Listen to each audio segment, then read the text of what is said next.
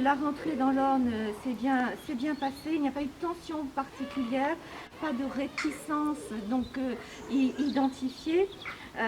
Alors bon, on a toujours le bémol de la démographie, bien sûr, de l'Orne qui est relativement vieillissante, ce qui fait que malgré tout, on a des effectifs très légèrement à la baisse. Hein. C'est une continuité sur le premier degré.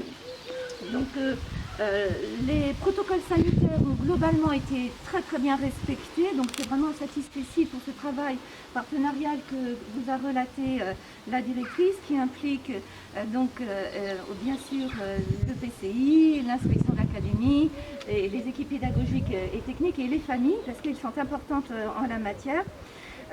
Il n'y a pas eu donc de remontée de difficultés particulières en la matière, et à ce stade, il n'y a pas de fermeture de classe ni de fermeture d'école dans le département de l'Orne.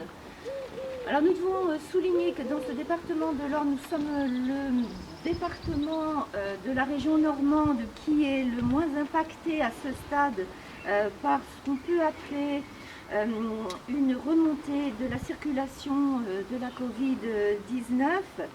On a une hausse du taux d'incidence actuel dans l'Orne qui est liée à des retours de particuliers, de réunions familiales ou autres ou fêtes dans des départements voisins. Il y a eu un impact sur le taux d'incidence qui était très bas dans l'Orne et qui a remonté un peu. Mais c'est très localisé. Et ça peut très bien être un épiphénomène calendaire lié à ces deux événements, ces deux regroupements en fait, familiaux et ludiques qui sont impliqués, dont l'un est même hors région. Sur la circonscription d'Argentan, éducation nationale, à ce jour, et sous l'autorité de Madame Brio, on n'a pas eu de cas de Covid dans les écoles. Quelques cas contacts qui sont en septaine par rapport, mais rien d'inquiétant donc à ce jour. Par rapport à la continuité pédagogique qui a été mise en place pendant le confinement, ça a été aussi de nouvelles pratiques et un nouveau mode de communication avec les familles, qui par le biais notamment du numérique ont pu proposer des activités et une continuité pédagogique aux élèves. Et c'est vrai que les retours qu'on en a eus, ça a été une nouvelle relation entre les familles et l'école qui est assez positive. Parce que ce lien-là, il n'était pas forcément toujours aussi développé selon les familles. Selon la taille des écoles aussi, je pense. Évidemment, la taille des écoles. Vous avez tout à fait raison. Vous voulez peut-être en dire un mot? Oui, non, nous c'est vrai qu'on est une petite école, donc c'est vrai qu'on a la chance d'avoir énormément de parents qui peuvent se déplacer.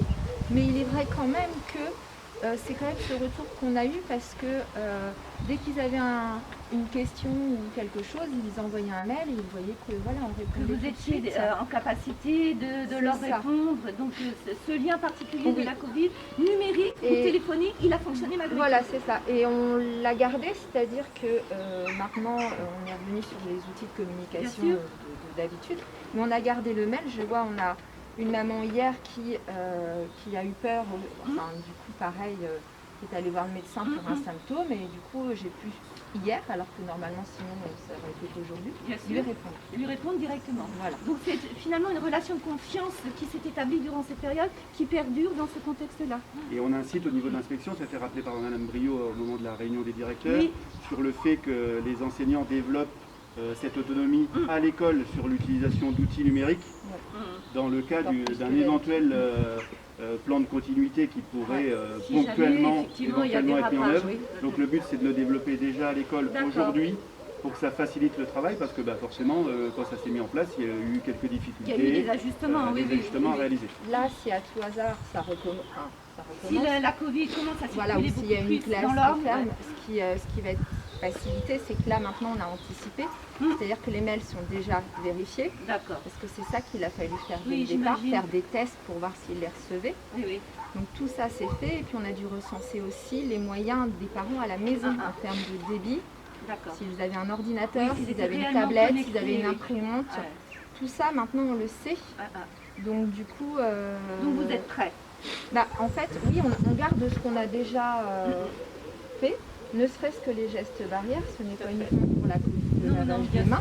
Donc c'est vrai que maintenant les enfants, même si on a toujours les affichages au-dessus de nos lavabos, ce sont des choses qu'ils ont intégrées et que ça fait partie des habitudes. Voilà, c'est ça. Donc voilà. Bon, c'est très positif.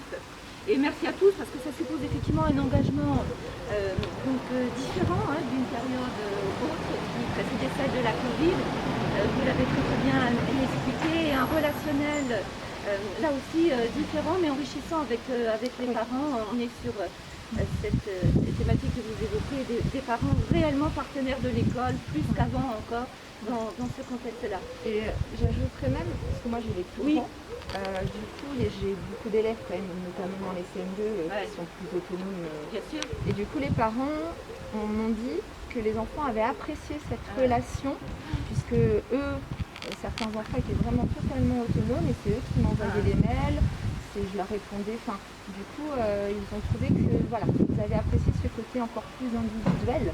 Pour les parents qui n'auraient pas d'outils numériques à la maison, on a fait des conventions de prêt.